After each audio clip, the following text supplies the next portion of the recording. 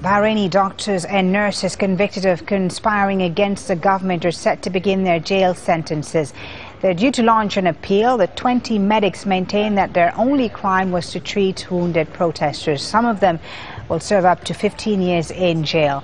The UN Human Rights Office has questioned the fairness of the sentences issued by Bahrain's military-run National Safety Court, but the country's government insists the medics actively supported opposition protesters. Well, on Saturday, a government spokesman told Al Jazeera that footage showed political rallies within the hospital grounds calling for the overthrow of the regime. He added that nurses were told to go on strike to overthrow the regime. The actions, he said, were an attempted coup d'etat. Well, joining us now is husband and wife, Dr. Ghassan Daif and Dr. Zara Al-Samak. They both work at Salmania Medical Complex in Manama for over 20 years until they were suspended in March. On Thursday, Dr. Ghassan received a 15-year sentence and Dr. Zara received 5 years. And they're joining us now live. Our lawyers have already pledged an appeal, and the court have accepted that, and we have a scheduled date on the 23rd of October. But irrespective of that, we don't think that we will be subjected to a fair trial. Obviously, the sentences that we had from the military court was completely unjustified because of the evidences that our lawyers have put for the court. But in spite of this, the majority were sentenced for 15 years. And that was really completely unfair with all the evidences that we handled to the court, to the extent that the judge himself, he said enough is enough with the hearings of the witnesses that we brought into the court. We thought the sentences is going to be much less, and we thought that a lot of us will prove to be innocent, as a matter of fact, because none of the charges have actually were done by any of us. Some of these are... Dr. Ghassan, I'm sorry to interrupt you. I was just going to ask you, what sort of evidence is there really against you? And once you make this appeal, how are you planning on defending yourself once again? Well, actually, they don't have any evidences. Their main evidence is a witness who was our torturer, actually. And he says his evidence is from his secret sources. So they don't really have any evidence.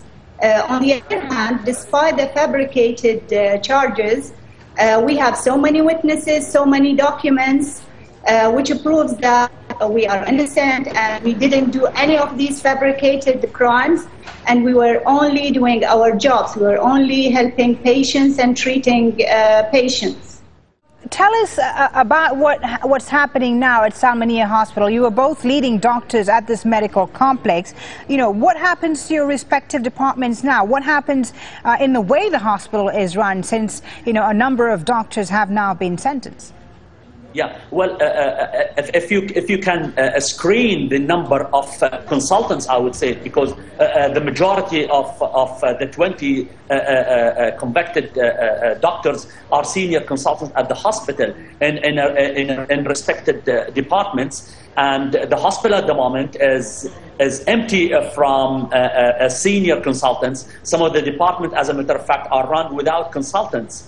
So the hospital is running short of consultants in the majority of the vital departments. For example, the department which I belong to, myself, is sentenced for 15 years, and the other consultant, both of us are the only two consultants, has been suspended from work, and he is waiting his verdict on the 24th of October.